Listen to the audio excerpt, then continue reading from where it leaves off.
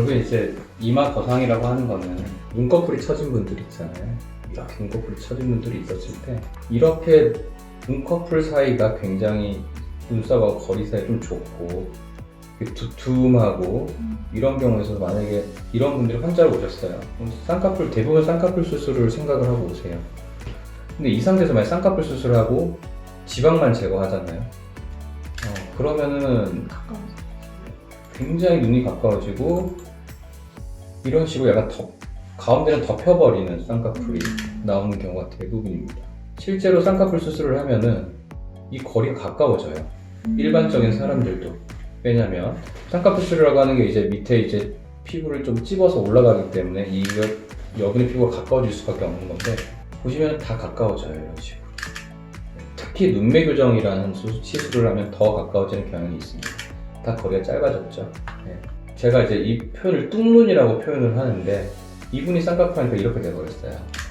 그러니까 이분은 그냥 쌍꺼풀만 해달라고 그랬어요. 그래서 제가 분명히 말씀을 드렸죠. 분명히 하면 내려올 겁니다. 이게 덮이고 답답한 눈이 될 거예요 라고 말씀을 드렸는데도 그냥 이렇게 하셨어요. 두꺼운 라인을 만들지 않았음에도 불구하고 결국엔 이분은 이제 다시 이마 거상을 했습니다. 눈썹 거상을 해서 올렸어요. 네, 라인 톤도 잘 보이죠. 결과적으로는 그래요. 그러니까 중년분들이 아까 하시는 경우 많이 있어요. 이렇게 내려와가지고 눈도 무겁고 굉장히 인상도 좀 강해 보이는 경우가 있습니다. 이렇게 거리가 가까우면 굉장히 인상이 강해 보이거든요. 근데 우리 어린 친구들도 이 눈썹이 굉장히 위치가 낮고 굉장히 두터운 경우가 있어요. 근데 이런 눈은 솔직히 말하면 아무리 해도 안 예뻐져요. 그러니까 눈에서 예쁜 정도를 결정하는 정도가 원래는 뭐 가로 길이도 있고 충분한 눈동자의 크기도 있고 예쁜 쌍꺼풀도 있겠지만 그 중에서 예쁜 쌍꺼풀이 나오려면 눈썹하고 여기 손수 사이 거리가 충분히 있어줘야 돼요. 그래서 이제 말씀을 드리죠. 권유를 드립니다. 젊은 분들도 이런 공이 필요합니다.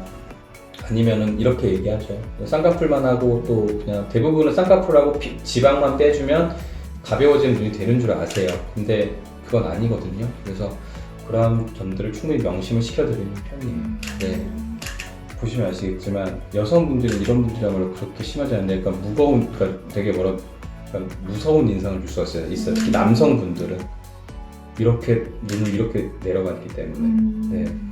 그래서 좀 약간 무겁고 무서운 인상을 준다고 저는 표현을 하거든요. 네. 여성분들은 좀 쌍꺼풀이 예쁘게 안 나오는 편이고 남성들은 조금 무섭고 무거운 느낌을 준다 말씀을 드립니다. 있는데 그건 좀 수술 방법이 조금은 다릅니다. 왜냐하면 들어가는 층이 다른데 이마 주름은 좀 더 얕은 층에서 생겨요.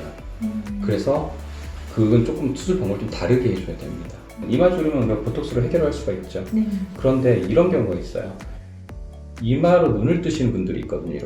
이렇게 이런 분들 특히 노인분들은 또 나이 드시면서 안검하서 조금 생기시는 편이기도 하시고요. 게다가 눈꺼풀까지 또 처지니까 결국은 이마로 쓰는 경우가 되게 많으십니다. 근데 이런 분들만 보톡스 맞아버리시면은 다른 간단한 수술 없이 이게 내려와 버려요. 그럼 눈뜨기 힘들다고 하시고 그렇게 호소하시는 분들이 굉장히 많아요. 우리가 케이스를 잘 선정을 해야 돼요. 보톡스만 해서 그냥 이마 주름 없앨 분들도 분명히 있어요. 그런 분들은 보톡스만 해서 해결하는 게 맞고요. 그게 아니라 보톡스만 해서 만약에 축 내려와 버릴 문제가 있는 분들한테는 이마 거상을 추천하는 게 그게 맞습니다. 네. 기본적으로 이 두피에 한 1.5cm 정도 절개를 5군데 정도를 합니다. 보통은 5개 하는데 5개를 하는 이유가 뭐냐면은 원래 3개를 하는 경우도 있어요. 근데 이럴 때는 이제 가운데만 이렇게 쳐주시는 분들이 있습니다. 가운데만 이렇게 내려오는 분들이 있어요. 이런 분들은 조금 가운데만 올려도 되는데 많은 분들이 이제 이쪽도 바깥쪽도 많이 쳐져 있기 때문에 이 바깥쪽까지 절개를 넣어서 이제 이 부분에 들어가서 박리를 하고 내시경으로 들어가게 되는데요. 주로 이제 이 눈썹을 붙잡고 있는 인대들이 있습니다. 쉽게 말해서 인대 같은 게 있는데 이거를 잘 박리를 해주고요. 이 눈썹 그러니까 우리가 아까 말씀드렸지만 이마를 이렇게 눈썹을 올리는 근육은 이 이마 쪽 이 근육이에요. 근데 우리 이렇게 미간에 인상 쓰는 근육 있죠. 이거는 눈썹을 내리는 근육입니다.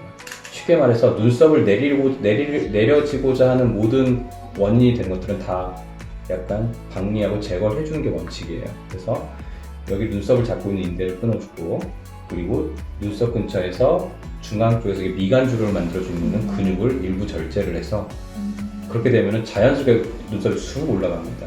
네, 그 상태에서 뭐 이제 고정을 하는데 고정하는 방법은 여러 가지가 있어요. 근데 저는 엔도타인이라고 하는 이제 그런 제품을 써서 확실하게 좀 더 이 스트레스가 좀 더 넓게 걸리게, 넓게 걸리지만 한 곳에 너무 강하게 걸리지 않게 이제 그렇게 해서 마무리를 짓습니다. 수술 같은 경우는 이마 거상을 하게 되면은 약간 여기가 꺼져 들어가는 증상이 생길 수가 있어요. 쉽게 말하면 이렇게 올라가죠. 올리면 약간 우리가 눈 위가 좀 꺼지는 경향이 생깁니다. 그런 분들은 또 꺼져서 또 약간 이상하게 보일 수는 있거든요.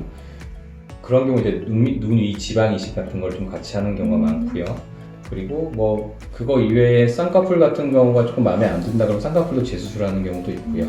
네, 보통 그 두 가지 정도 저는 같이 하는 편입니다. 네. 환자분 내원하셔서 오신 분들이 원장님 저 내시경 이마 거상하러 왔어요. 저 내시경으로 눈썹 올리러 왔어요. 이런 분들은 거의 없습니다.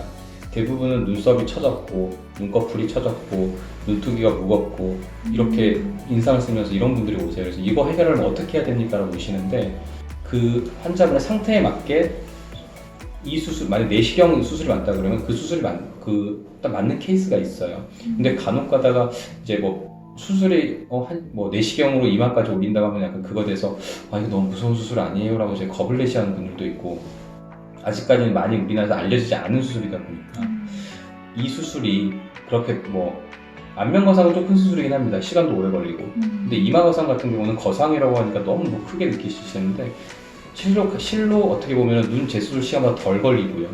코 수술보다 시간도 덜 걸리는 수술이에요. 네, 수술만 제대로 한다 그러면 너무 겁내지 않으시고 그 회복 기간이 되게 길다고 걱정하시는 분들이 있는데 회복 기간 그렇게 길지 않습니다. 네, 많이 안 붓는 수술이에요 생각보다. 쌍꺼풀은 뭐 재수술하는 경우에 뭐 많이 보면 2주까지 크게 부어있기도 하잖아요. 근데 이 수술은 그렇진 않습니다. 그래서 좀 거상이라는 표현이 조금 환자분들한테는 좀 크게 다가와서 너무 큰 수술을 생각할 수도 있는데 그런 걸 조금 걱정 안 하셨으면